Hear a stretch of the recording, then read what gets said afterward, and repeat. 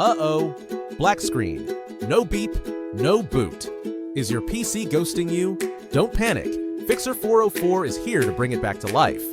First, let's make sure your PC isn't just sleeping on the job.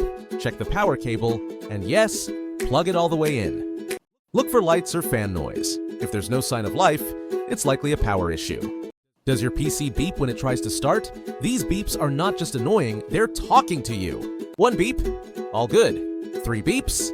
That's a memory problem. 5 beeps? CPU might be in trouble. Loose parts can cause big problems. Open your case and gently reseat your RAM, GPU, and power cables. Black screen but fans are spinning?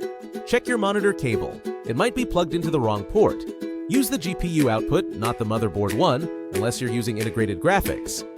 PC turns on but doesn't boot to Windows? You might be stuck in BIOS or have a drive issue. Tried everything?